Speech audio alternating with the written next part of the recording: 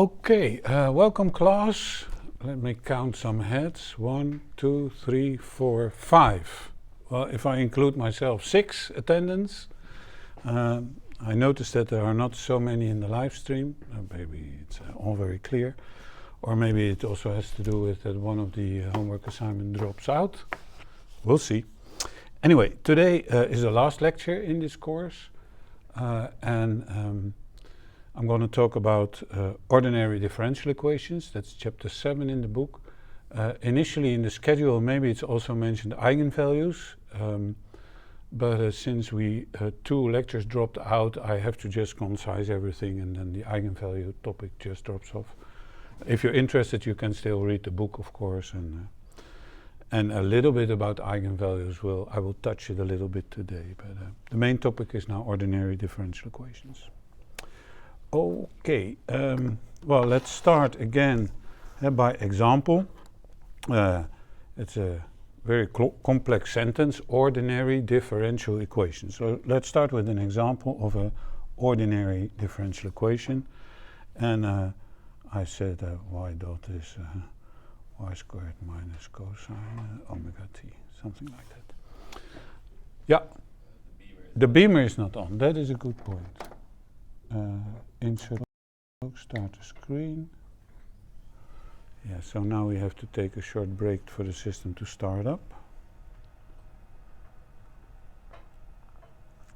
How do you mean?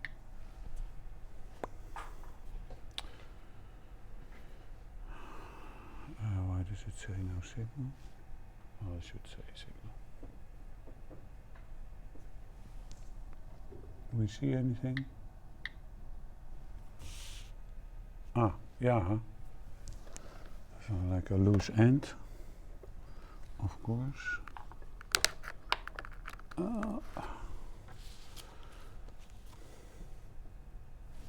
Yeah, okay, thank you. Beamer is up. So as an example, I write down this ordinary differential equation. Well, it's a differential equation, that's clear, because it's differential because this is actually a shorthand notation for dy dt, so that's a differential. But why do we say ordinary? That is it. Why do we do ordinary differential equations? Are there also like a very posh differential equations, or elegant, or what is the? Why do we talk? What is the qualifier ordinary? Any ideas? It's ordinary because this is opposed to partial differential equations. And partial differential equations are, and I just give an example again, du dt equals, let's do second, u squared dx squared plus the second u dy squared plus some function of x and y. Where do we do these partial differential equations? Because we have more variables with respect to the differentiation. So we not only have time, but we also have place in this case. So there are more variables by which respect we differentiate. Where do we encounter these? As an example, a finite element method. If you want to calculate the dynamics of a continuum, it's dynamic, so it's time, and a continuum is you have to take derivatives with respect to the directions. And if this is then a planar problem, but it can also be a spatial problem. However, these partial differential equations are usually very hard to solve, because you have this multidimensional thing. And one way is like in the finite element method that we discretize, and that we, for instance, that we discretize in space. So we divide it up into a set of finite elements, and then we integrate with respect to time. But you could also do otherwise. You could also say, oh, let's discretize with respect to time and integrate with respect to space. Or you can say, let's discretize everything, both time and space.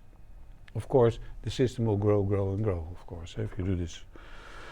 Anyway, we're not concerned with this. We have a more simpler case, only one derivative with respect to one. It can be time or place or whatever, one variable. So therefore, ordinary differential equations. Now, I wanted today to do a case study, and it's a very simple case, but it shows all the capabilities of using Matlab for solving ordinary differential equations. And I do a simple example. It's a forced single mass damper system. So we see a number of words. It's forced, so there's a force applied. It's only one mass, and there's also a damper. Oh, we also have a spring. Yeah, spring damper system. So then the cartoon for this is we have a spring here, a restoring force. We have a damper, a force which is sort of proportional with velocity. Then we have a mass here. Usually the spring is a K and the damper is C. Then the thing shows some displacement. For simplicity, let's call it X. And then there's an applied force.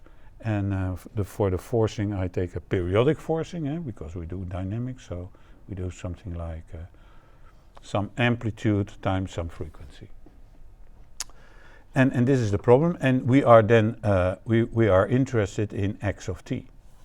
What is the solution of this one?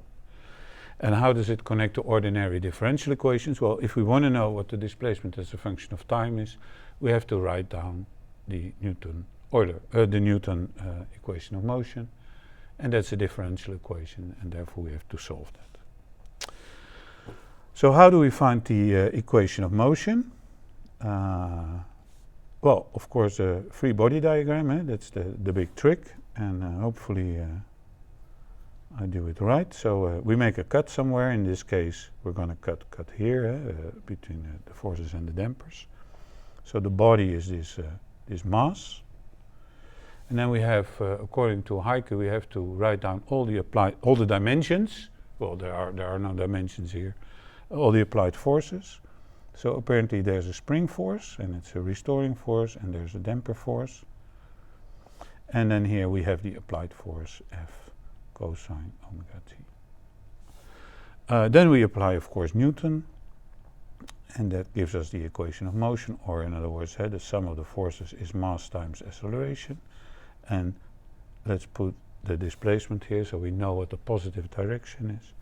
So the sum of the forces, in this case, it's a plus a p cosine omega t, and minus the spring force minus the damper force equals the mass times the acceleration. Then we need the constitutive behavior of the spring and the damper. So the spring damper system tells us a behavior for the force, and in this case it's that the spring force is let's do a very simple linear spring. It's a constant times the displacement, and the damping force is likewise some constant times the velocity. Of course, these laws can, as you like it, you can do friction force or nice nonlinear damping or whatever, but for now, for simplicity, let's keep this simple. Then we substitute that in the equation of motion, and finally we get p cosine omega t minus x times x minus c times x dot is m x double dot, and usually we write this in a bit, we hustle it a little bit, we rewrite this as m times x double dot plus c times x dot plus k times x equals p cosine omega t. And this is, well, our differential equation. Well, the first thing which you notice already is that when I said I'm going to do, I started here by saying let's do ordinary differential equations, and as an example I wrote down this one, and it only has one derivative. If we now look at our example, we have the second order derivatives. So we have, it's second order, and all the methods we will usually treat are in general for first order systems. So the question is, how do we get from this second order system to a first order system, because all the theory and all the algorithms are based on first order differential equations. Any ideas? What do we usually do?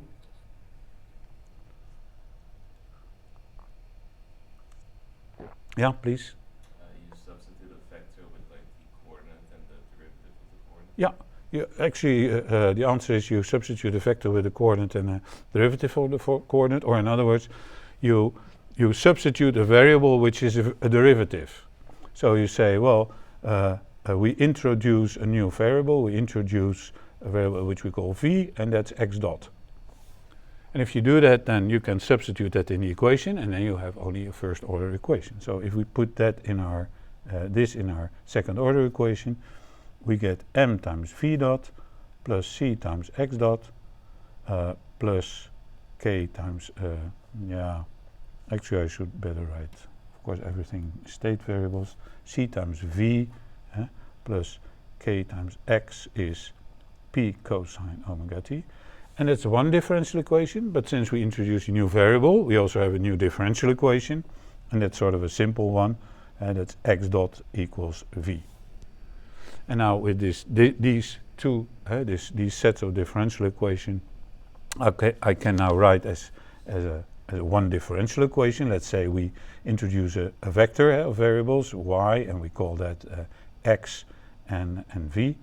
And then y dot, of course, is x dot and v dot. And then we can write, then we are able to write in general, our y dot is some function of y and t. And how does that hold for our case here? Well, so we have to write x dot v dot equals, and then we just look at our equations. Since it's a linear equation, I can write it now as a matrix times a vector and times the state. That's of course not always the case if you have nonlinear, plus some forcing on the right hand side. So the first equation is x dot is v, so that's a 1 and there's a 0 here, there's nothing. And the second equation is our differential equation, which we have to reorder a little bit. So that's minus k over m, and here minus c over m, and then here we have p over m cosine omega t.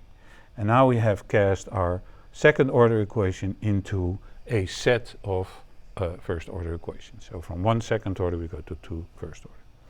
So, but in general we now have this system. Okay, so that we can use then for our solution. Now in this case it's a simple problem, it's linear, so we could solve it analytically, but I'm not going to do that. In general these systems are nonlinear, and we have to solve it in a numerical manner. So we use numerical integration. And how does that go, numerical integration? Well, you have a position, and then you want to know the position a little bit later, so you know x of t, and you want to know what is x of t of delta t, and then you say, well, that is the original position plus a change. And what is the change in position? Well, by definition, change in position is called velocity, right? And that's also one of our state variables, times delta t. And the same we do for the velocity. We say we have a velocity, we want to know it a little bit later, then we have the initial velocity at that time t, plus the change in velocity. And we see exactly that for solving this, we need to solve our differential equation. We have to know what is v dot and what is in this case x dot, which is v in this case. And then we can do a step-by-step approach, and you can draw that.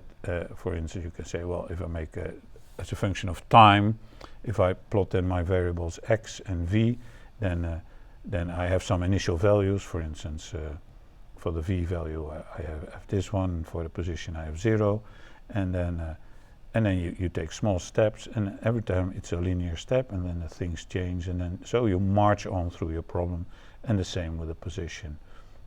Maybe that increases like that, I don't know. Anyway, that's the way to go about, and this is then the delta t. And how to do this, that is the whole subject of all these numerical integration tools in Matlab. This is a very simple scheme. I think the name which goes by that is Euler. But of course, it's simplistic, it works, but it's not very accurate and it's not very stable, and there are all kinds of issues with numerical integration.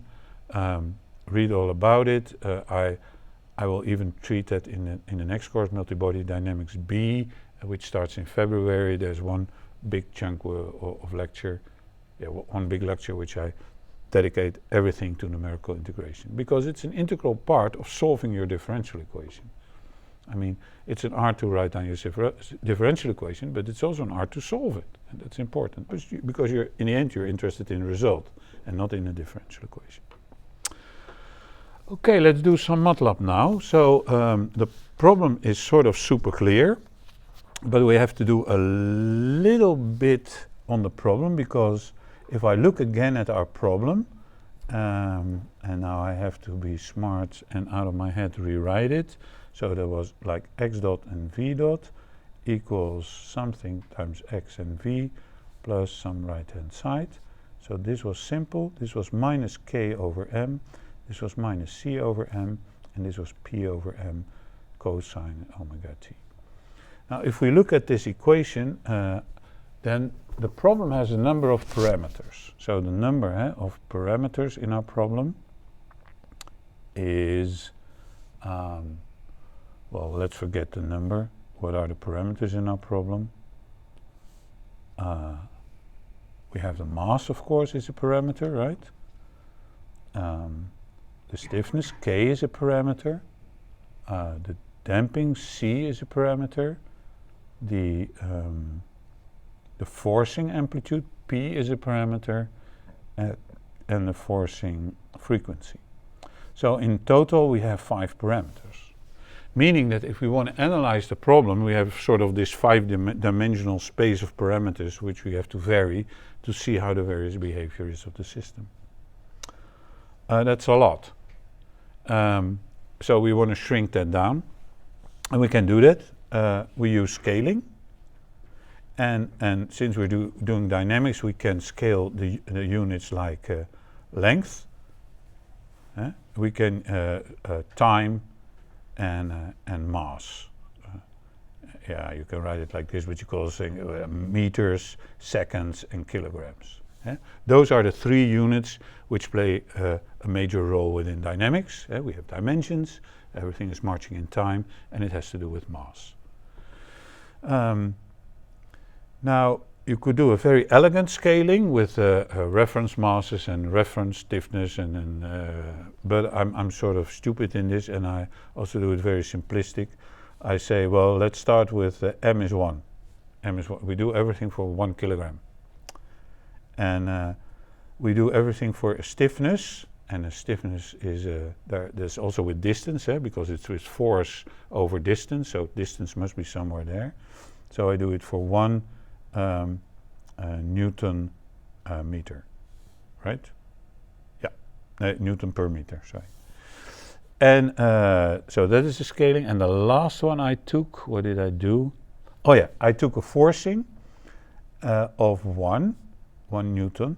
And then you would say, well, are you now really scaling distance and time, etc.? Well, we are, because newtons are kilogram meter per second squared. So kilogram is already here, but we have a combination of meters and second, and here we have kilogram per second squared. So with these two, we are actually scaling length and time in a very strange way, but it doesn't matter. We're good in the sense that we scale the 3 different physical dimensions. If we do this scaling, then suddenly your differential equation becomes a lot simpler with all these ones, because, what did we have? Unit stiffness, unit, so that is 0, minus 1, there's a 1 here. The only variable we have is this c over this 1, and then I take a new variable b, which I call c is 2b. And why do I do that? That's later on the 2. I like the 2 because then the b is really like a damping thing. But it's irrelevant. I just introduce a new variable. So I get minus 2b here, because m is 1. And then x and v, and then on the right-hand side plus. Well, the p was 1, the m was 1. It's also super simple. So we have a 1 here, yeah. And then the only parameter is then omega t. So now we have 2 parameters. And they are the damping b and the forcing frequency. So this is like the damping, and it's a dimensionless damping, and this is like a dimensionless forcing frequency, because this forcing frequency is related to the natural frequency, of course, of the system. So that's like a relative one if you do your scaling properly. Now this one we can implement, and then with only these 2 parameters, it's a lot simpler to analyze, because you say, oh yeah, I turn the damping a little bit up and I turn the frequency of the forcing a little bit down, and then you can just look at the results. Those are the 2 things then we have to vary. So let's now move over to Matlab. The differential equation is not so hard, but we can always check it here. I have Matlab running already. I also made a little start with the file by just putting in the header what the problem is, right? And that we do this scaling, and that finally, this is the differential equation we have to implement. Now, before I do any numerical integration, we have to write a function which gives us the differential equation. And the nice thing of this version of Matlab is that you can, in an M file, you can have locally a function. So we're going to write this function. Well, the derivative is the output, and it's a single mass differential equation. It's a long name, but now we know at least what it is. The format for giving differential equations for numerical integrations in Matlab is that you have to say t and then all the state variables. And we also have parameters of our problem. So we add as a third parameter the parameters of the problem. So we can pass that on. Meaning that in our main program, we define parameter .b, that is some damping variable, and let's take a value 0.1. That's the damping. And then the second parameter, w, what do we take for frequency here? 2. So that's then the forcing frequency is 2 times the natural frequency of the system. So that is forcing frequency. And these parameters we then can pass on to this one. So they are known within our function. Then our state variable, well, I first always say copy the state vector in meaningful variables, meaning that for y1, remember that was the position, so we say x is y1, and velocity v was y2, right? That was our format. Yeah. You could write velocity. I wrote x dot here. It doesn't matter. It's irrelevant. Anyway, we know these are the variables. Then calculate the acceleration. I always have typing problems here. And the acceleration is super simple, right? It's x double dot equals, well, what does it is? Minus k is 1 minus x minus 2 times, and now we have our parameter b times x dot, and then we have the forcing, of course, plus the cosine of omega par dot omega times t.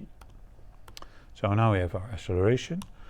We are actually done now, because the other differential equation is, of course, this whole guy, and that's nothing. So now we have to pass it on to our output. We have to make sure that it is a column vector. And So what I usually do is I first create zeros to make sure, okay, the output is now a vector which I decided. If you just write it in like with brackets and or as a no brackets, or like y1 dy1 is this, dy1 is that, it's probably going to become a row vector and then the whole thing collapses. So it's always good to allocate space and put zeros there. And then dy1, so the first derivative, well, yeah, you could say that's x dot, right? That's the simple one. And the dy2 is x double dot. And now you also understand why I took this copy the state vector, because then it's super simple to write these equations, because you know what you're talking about. Okay, so we have our differential equation. We have our parameters. Now, yeah, the thing should work, right? We now need some numerical integration scheme. Of course, first we need initial values for the problem. Initial values. And these are, well, we work with y as a vector name, so y0, you could say that. It should also be a column vector, and let's just start simple.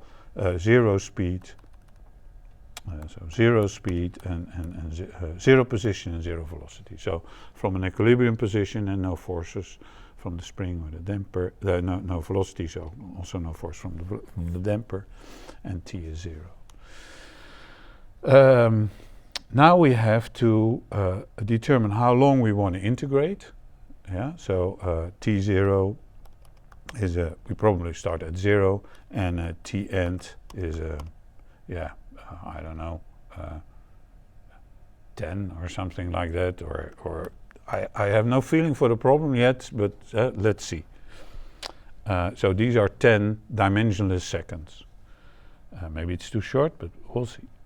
Then I can do the numerical integration, and for that there are a number of what is called ordinary differential equation solvers within Matlab.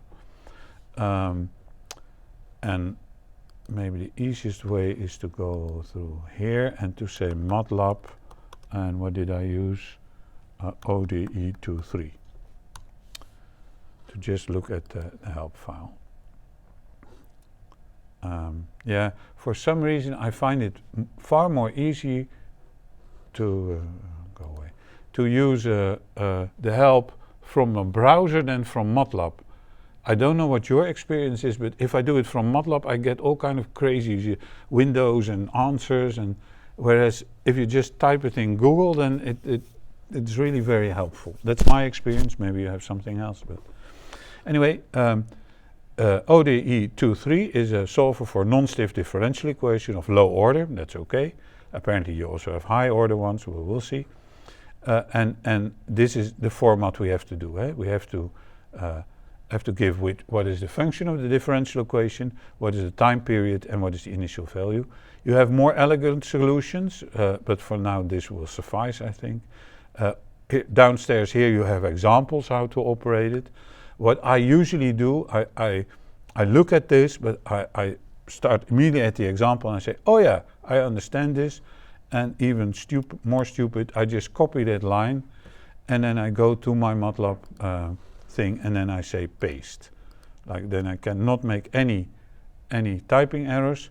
The only thing is here now I have to type a function, a reference to a function, but that's just this function name. So I take that function, I write it here, and now I have the right function. Apparently I have to take a t-span, some period of integration. Well, you could say t-span is a simple vector which starts with t0 until t end. That should suffice us. And then we have initial values here. There's one thing which is not in the manual, and that is, of course, you have to pass on the parameters. So this parameter list has to be passed on to the call in this thing. And if you do it like this, it will not work, because in the call list, in the official call list, the options are a bit more complex. options are things by which you can, let me see if I can find it now already. Yeah, you can set options and then you can give the options to the differential equation. And options are like I want to monitor during the integration what's happening, or I want to give some relative error, or all kind of options. We will look into that in a second. But now if I pass on the parameters directly as this parameter, things won't work, and I have to create an empty option set. So for now it's probably unclear, but I create an empty option set. I put these options here, oops, and now as a last parameter I said I can give the parameters which are passed on automatically to this function as a last parameter. No, not now, go away. Okay, so that should work. Matlab, where are you? Yeah, we have Matlab back. We have, so the output, I tend to write these in capitals to discriminate, to say, well, this is probably a long vector with all the time, periods of time and the solution at the different time periods. And if this works, then we probably want to see something, so we're going to plot.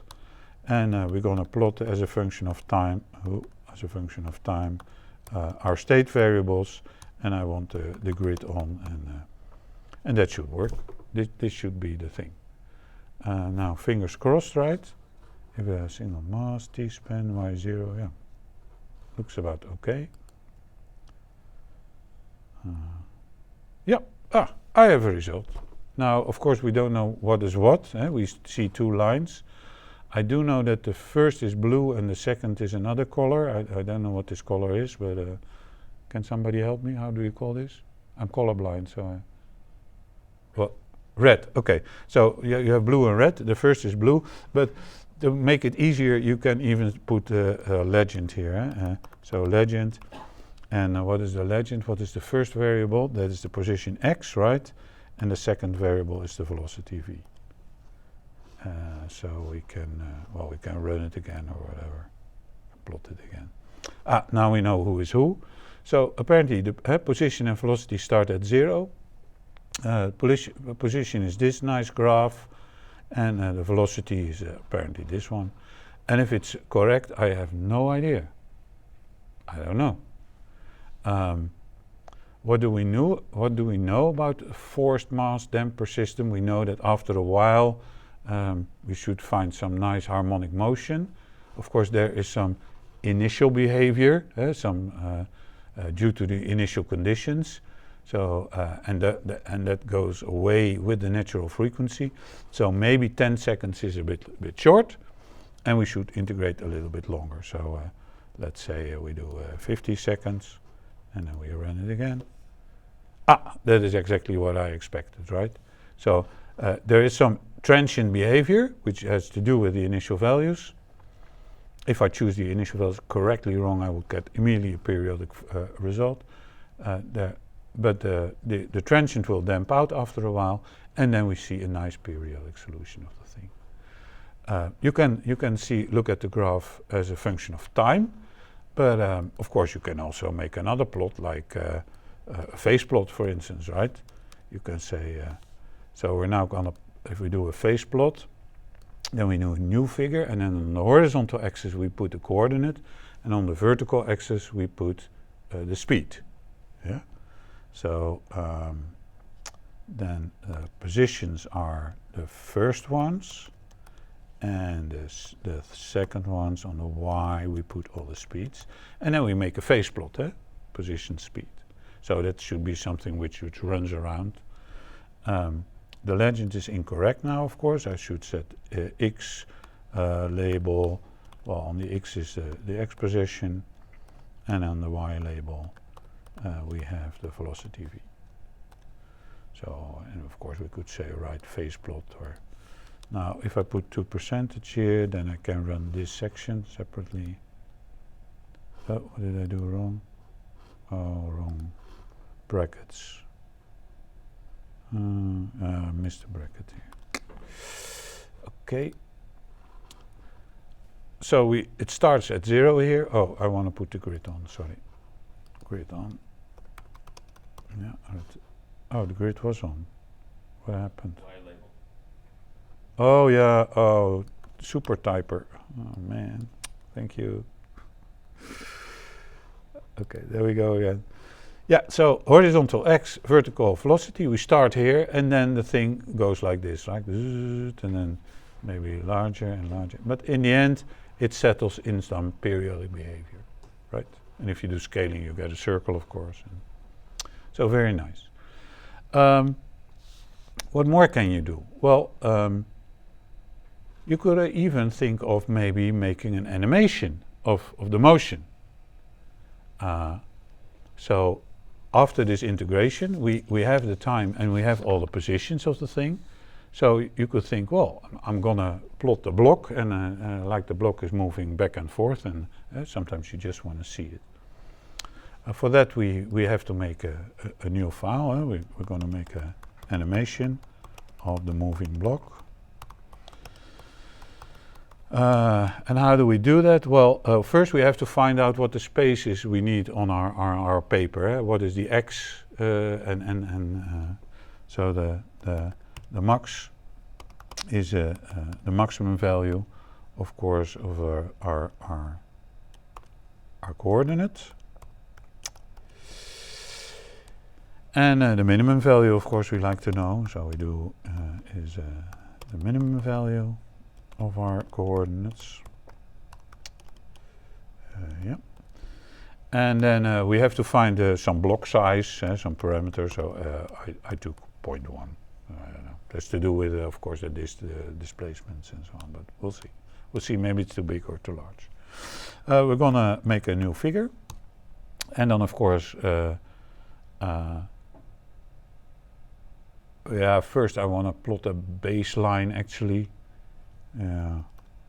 Okay, I plot the baseline, x min to x max, of course, into x max, and then from minus a to plus a. Why do I do that? No, let's forget this. I'm not going to do this. Let's plot the block. So now a block is just a rectangular thing, a closed rectangular thing, right? Now the beauty of Matlab is it has all these entities like a filled area and colors and so on, but it needs coordinates. So I have to make coordinates for that block. So coordinates block, meaning the x0 of the block are, and then in my mind I have to think, oh yeah, minus a to plus a. That's the x, and then the y is minus a to plus a. So I start on the left bottom, so minus a to plus a, then I go up, plus a, then I go back again, minus a, and then I go down again, minus a, yeah? And then the y0 is for my block. I started down, so that's at minus a, I stay down, I go up, I stay up, and I go down. Should work. So this is the block, and I can plot it. To plot it, I use filled area, and the only thing I have to give are these coordinates, x0 and y0, and in this case a color. I choose blue. This will just draw a blue block on our screen. So let's see if that works. We have to give it a name, right? Animate. Hopla. Yeah. Well, we have a blue block from minus 0 to minus 0.1, plus 0.1, minus 0.1. Now the only thing, we have to scale it down a little bit, and we have to move the block. Well, that is doable, because then we have to make a loop, of course. But for that, yeah, we have to do a little bit of scaling. I said here that I'm going to limit the x-axis, so 1.5 times the x min, x max, of course, to have enough space on my paper to plot everything. Then I want the x and the y scaled identical, so I said x is equal. and I don't want to see any x's like x and y. I just want to see a thing moving, so I say x's off. Okay, so if we run it again, then we see on the head, now this is our big paper, and now the thing probably is going to move back and forth, hopefully. Now we have to do that, and how do we do that? Well, in a loop, of course. So move the block. So the loop is that we run for j is 1 to the number of time increments that we have. And what do we do? Well, the only thing we have to do, we have to update the data of our block. And that is done with the following. We set, our block is called h, and what we do, we have to do the x, it's called x data, that's an entity. If you look what is the entity of the block,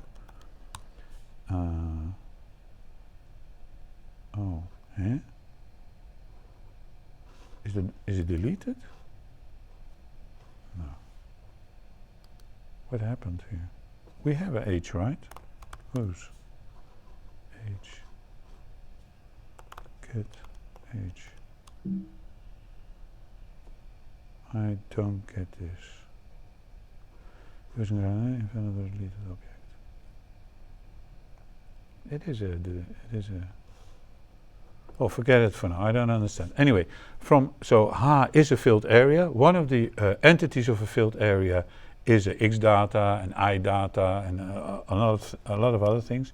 And what we want to do with this x data, we take the original data and we have to displace it. So we have to add up to everything just the value of the displacement, and that's j, and 1 is the displacement of time increment j.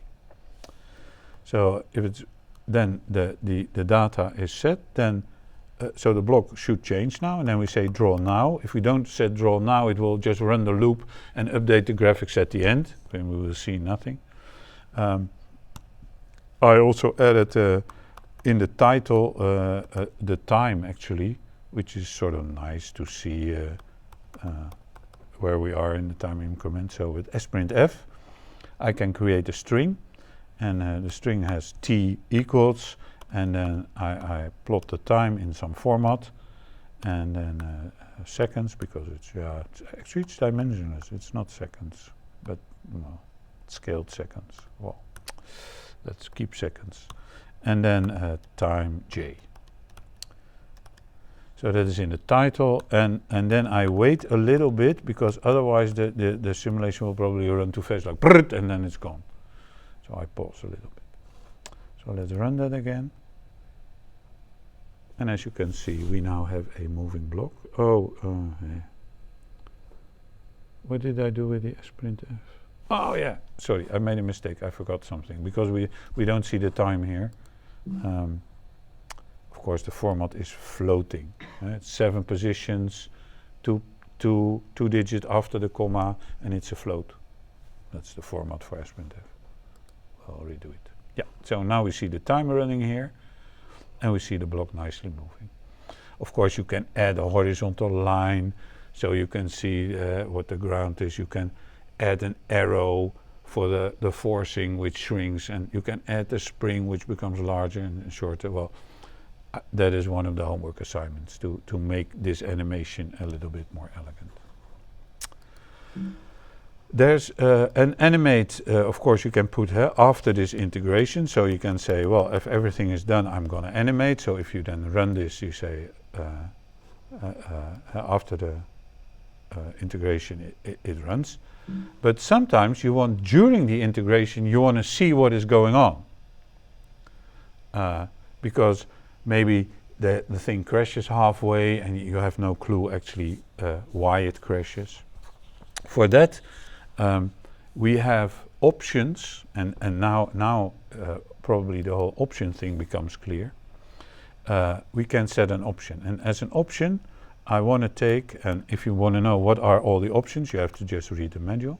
So I use ODE set, that's the way to set options. And in this case, I want to put the output function. I want to use the output function. And the output function is a phase plot. So that's a function called phase plot. And I already made the function. So for this, let's forget this. We make, we can do it with this, then it won't happen. Then, and we only run this part. So what we do exactly the same with the time, etc., and the parameters. We don't change the parameters. Then, as an option, I give my output function. So now we have to look what is phase plot. What type of function is that? Well, the format for that is pretty strict. Where are you? Phase plot here. And again, that's shown in the manual. Of course, the current time and the current state, but it has two other things, job and parameter, of course, our famous last thing which you can give on. Then there's a variable which is called persistent. That's an interesting thing.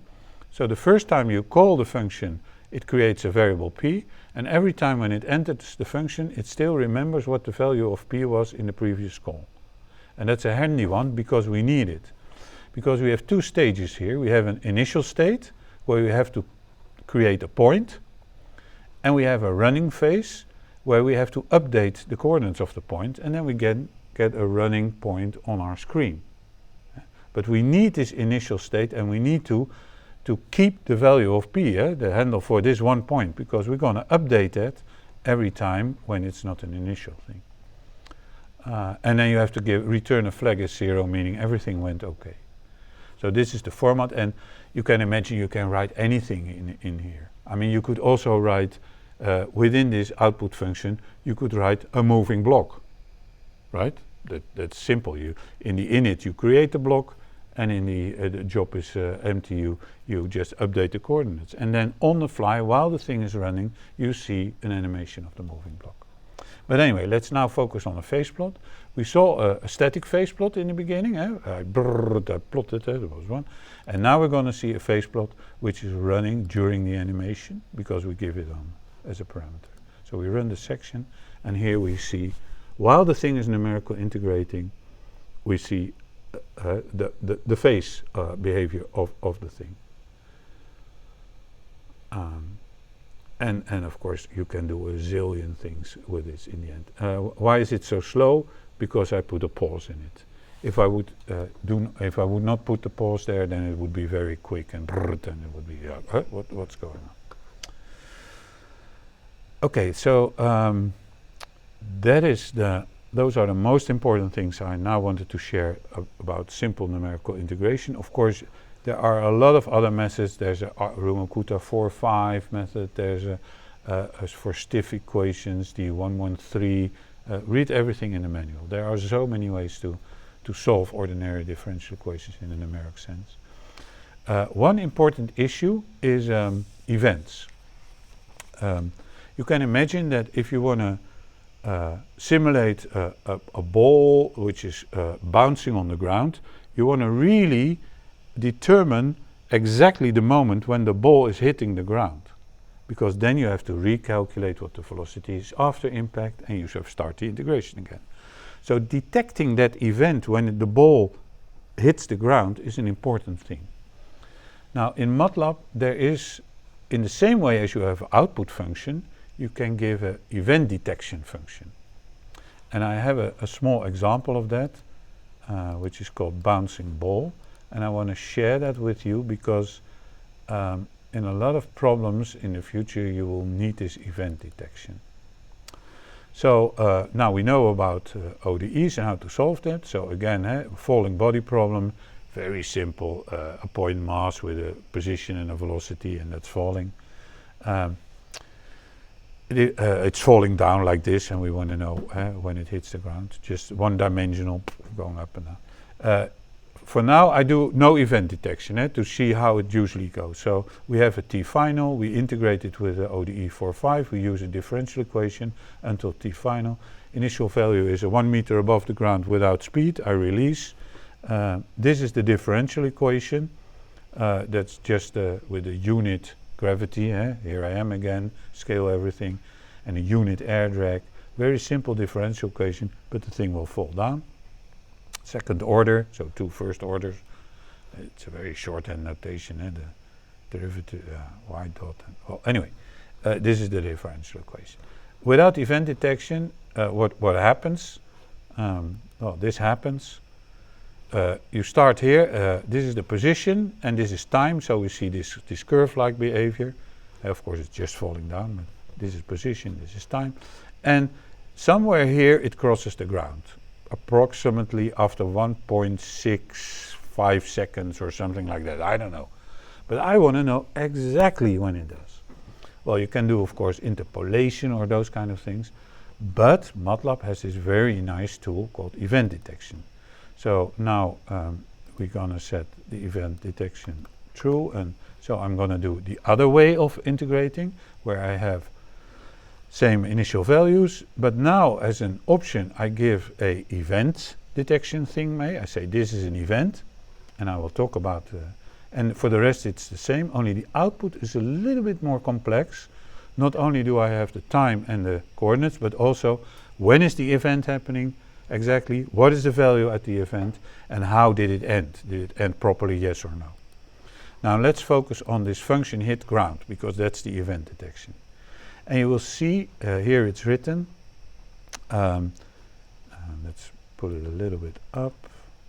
Here it's written, so hit ground, the input is again, I have no parameters for this problem, so it's just T and Y, that's a standard format for that. And the output is also a standard way, G stop is terminal direction, those were the things which I wanted to save. Now, what is going to detect? Well, G stop is if Y1 is 0, that G1 is G stop is just Y1. Indicates that it should stop. Sometimes you just want to know the event and continue, but in this case we want to stop. And there's no direction. Sometimes you say if it goes from plus to minus, you should stop, or from minus to plus. You can make that distinction, which is very useful. But in this case it's all very simple. We only want to know when is Y1 0.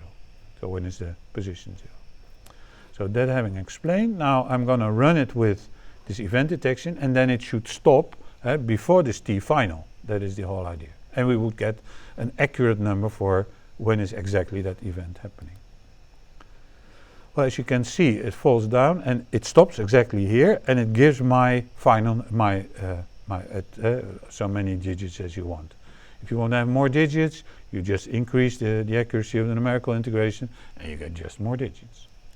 So that is a very nice way of doing event detection in a Matlab ODE way.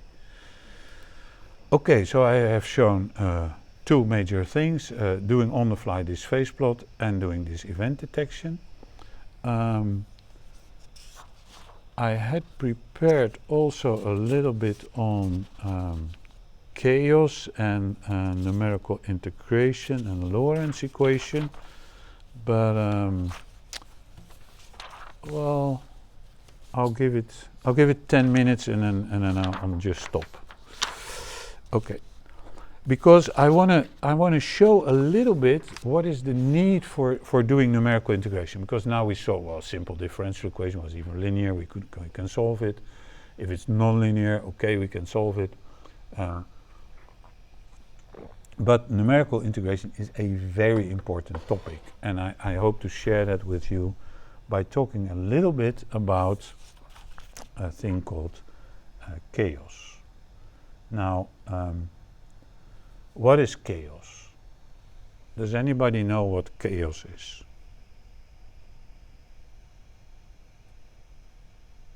Yeah? Is that the whole thing about your initial starting conditions being slightly different and then diverging completely? Exactly. So the answer is, if your initial conditions are a little bit different, the solution goes way off into another direction. And that's identified as chaos. And the story behind, and of course, the story behind chaos is traced back to Edward Lorenz, E.N. Lorenz, and that's the Lorenz with a Z at the end. And it's a 1963 paper, and the title of the paper is Deterministic, non-periodic flow. And the story is like this. And the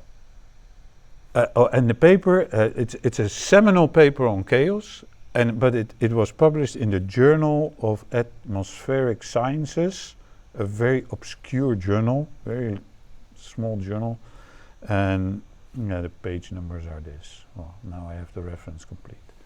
Very, not Science or Nature or something like that. Journal of Atmospheric Sciences. Why? Well, Ed Lawrence was working in atmospheric motions and actually in weather prediction. So he wanted to have a model for weather prediction.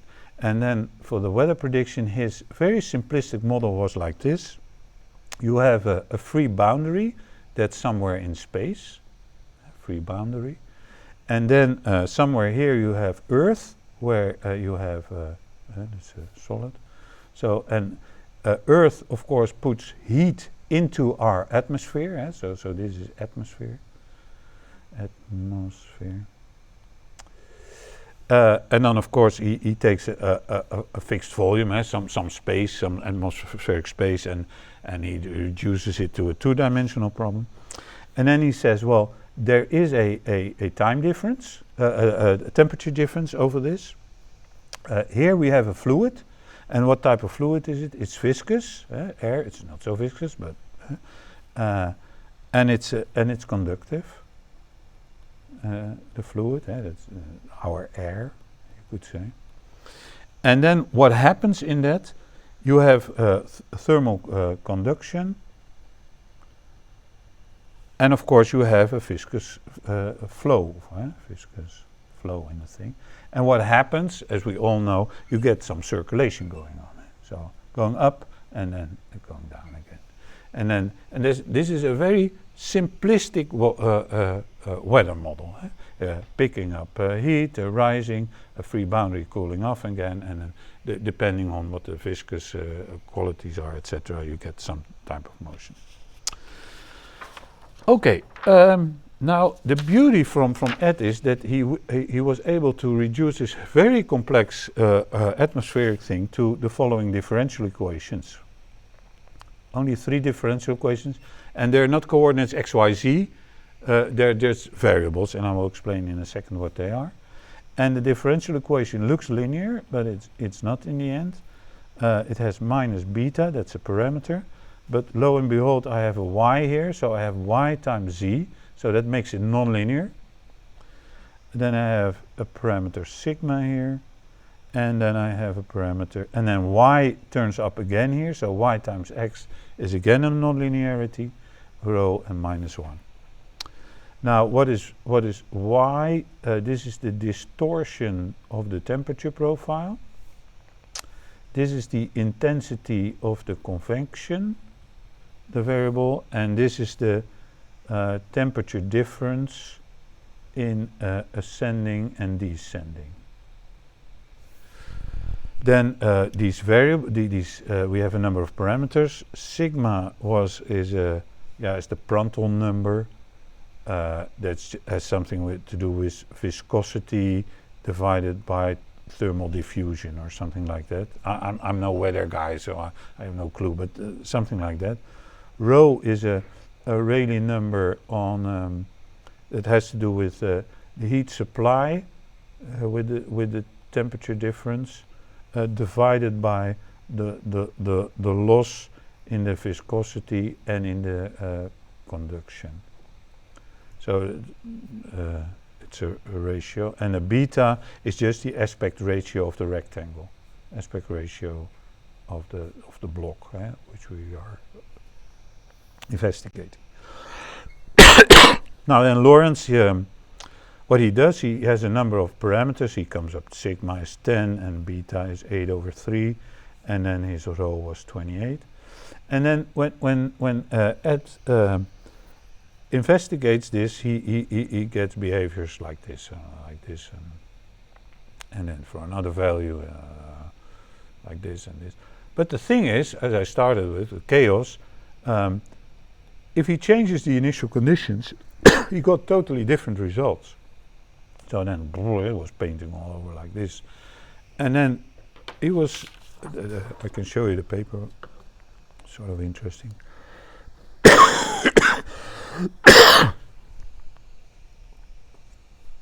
So this is the paper, Deterministic Non-Periodic Flow at Lawrence.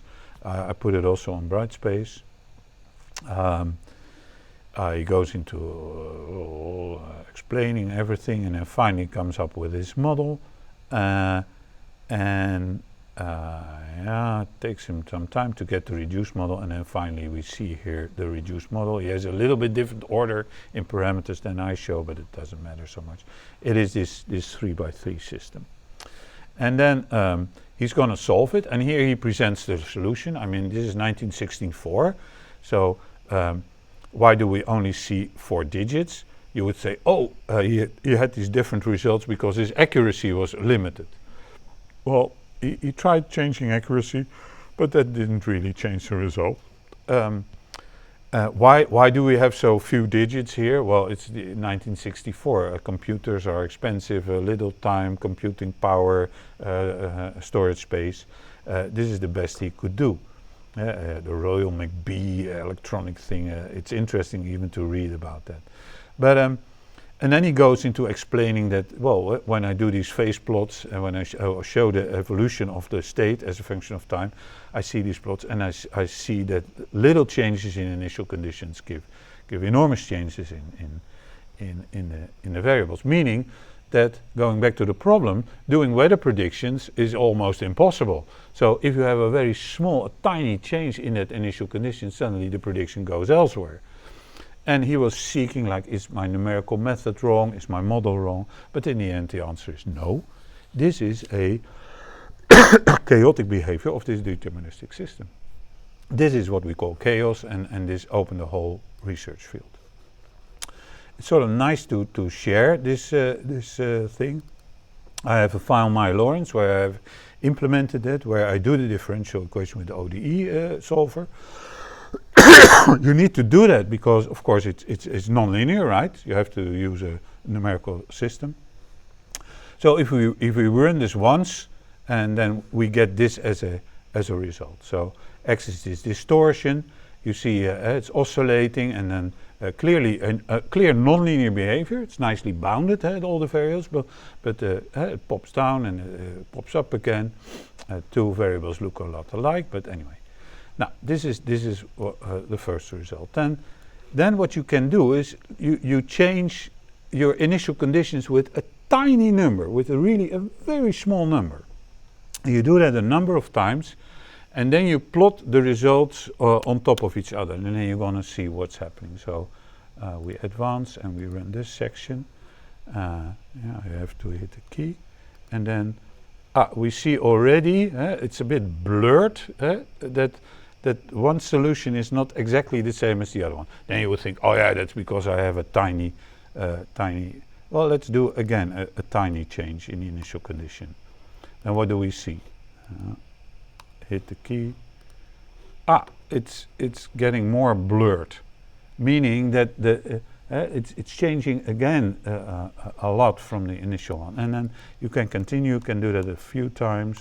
I don't know how many times. 5 times. And if you do that 5 times, well, at the end, the result after is unpredictable. It's very small changes give very large results, and that is what we call chaos. Actually, Ed Lawrence already visualized it in his paper with these graphs, but now we have a very nice GUI by which we can run and visualize the evolution of this XYZ, which is a point. We have 3 variables, so it's a point in space. And now if we use some parameter and we can start, then you can see, we started here, you see the evolution as a function of time. You see this sort of looks like periodic behavior. You say, oh yeah, probably it will settle to something, and then bang, it flips out into another direction, and then it flips back again. It will never reach these points. These points are called stationary points. If you put those initial values, then the time derivatives are 0, so they are fixed points in the differential equation. And you see that the whole behavior of this atmospheric thing is in a non-deterministic way, or it's in a chaotic way, moving around these equilibrium points. Of course, you can start with other initial conditions, and then you can look at it. it's sort of nice to look, if you're interested, at the file. How do you make such a comet plot with a... and again, the ingredients are simple. Of course, making the GUI is complex, but initially you need the differential equation. And again, you need some output function, Lorentz plot, and that Lorentz plot creates this nice trailed graph. Yeah, I think that finishes the lecture for today, and that finishes the course. Please do the homework. Next week I will post the final project problem, and then after a lot of work with Matlab and spreadsheets, I will be able to calculate the grades, and I will put them in the grade system. Yeah, it was my pleasure this year. Thank you.